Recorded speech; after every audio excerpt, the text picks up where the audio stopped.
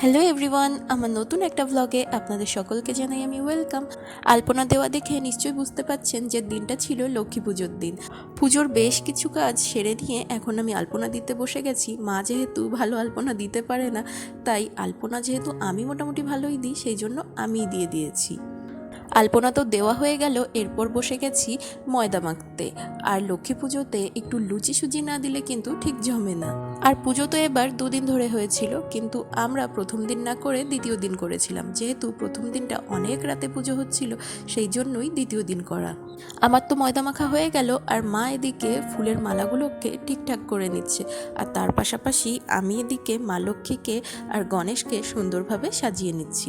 লক্ষ্মী পুজোর দিনে দুই ভাই বোনকে সুন্দর সুন্দর নতুন জামা পরিয়ে দিয়েছি। ভালো লাগছে না দেখতে? আমি যেহেতু ঠাকুর সাজাতে গেছিলাম, সেই জন্য মাকে বলেছিলাম অন্যদিকে সুজিটা বসিয়ে দিতে।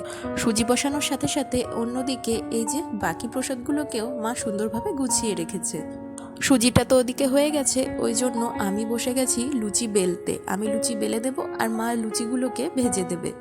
রুটি আমি খুব সুন্দর গোল বেলতে পারলেও লুচি অতটা গোল আমার হয় না। তার কারণ হচ্ছে লুচিতে ময়াম থাকে, আর কেমন যেন টেনে টেনে সেটা এদিক ওদিক হয়ে যায়। লুচিগুলো বেলা হয়ে গেছে, মাকে বললাম তুমি রেডি হয়ে নাও, আমি এদিকে লুচিগুলোকে ভেজে নিচ্ছি। দেখুন সুন্দর হয়ে ফুলছে না লুচিগুলো? লুচিগুলো ভাজা হয়ে গেলে আমিও এক ফাঁকে চটজলদি রেডি হয়ে নেব। আমি কিন্তু রেডি হয়ে নিয়েছি, এবার শুধুমাত্র একটু আলতা পরে নিচ্ছি। যতই হোক বউ মানুষ, লক্ষ্মী পুজোর দিন তো একটু আলতা পরতেই হয়। এদিকে আমি আর মা দুজন মিলে সব কিছু এই ঘরে এনে সুন্দরভাবে ঠাকুরের পাশ দিয়ে সাজিয়ে সাজিয়ে রেখেছি। আর আমি আমাদের আসনের ঠাকুরকেও পুজো দিয়ে তাদেরকে প্রসাদ দিয়ে দিয়েছি। শাশুড়ি বৌমা বা মা মেয়ে যাই বলুন না কেন, দুজনে মিলে কিন্তু আমরা মোটামুটি ভালোই গুছিয়ে নিয়েছি। এই তো ঠাকুর মশাইও চলে এসেছেন, এখন বাকি কাজটা উনিই সামলে নেবেন। আমরা মোটামুটি সব কিছু ওনার হাতের কাছে রেখে দিয়েছি, এখন পুজোটা তো ওনার দায়িত্ব।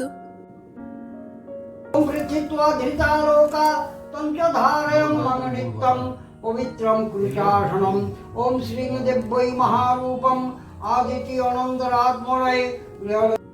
এবার এখানে মায়ের চক্ষুদান করে নিচ্ছেন ঠাকুর মশাই। स्तुते इदमदेव्यै महारूपं श्री विष्णु शरणं व्रज महालक्ष्मी गणेश्वराय धीमते धीमे देवी नमोस्तुते। नमो एते गन्धपुष्पे सचन्दन बिल्लपत्र पुष्पाञ्जलि। नमो देवी धनधान्ये वसुन्धरा सशस्य परिपूर्णा गृह लभते देवी মহালক্ষ্মী নারায়ণী নমস্তুতে। পুষ্পাঞ্জলি দেওয়া হয়ে গেছে, এখন পুজো প্রায় সমাপ্তির পথে। এখন আরতি হবে, সেই জন্যই পঞ্চপ্রদীপটাকে জ্বালিয়ে নিলাম।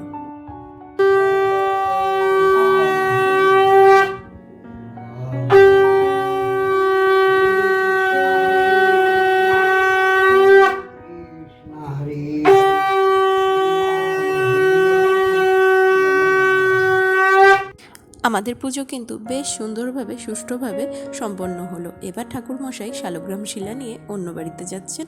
আমিও এদিকে পাঁচালিটা পড়ে ফেলি, আর তারপরে মা লক্ষ্মীকে কিছুক্ষণ তার প্রসাদগুলোকে খেতে দিই। আমার বাপের বাড়ি শ্বশুর বাড়ি দু বাড়িতেই কিন্তু কোজাগরী লক্ষ্মী পুজোতে পুজো হয়।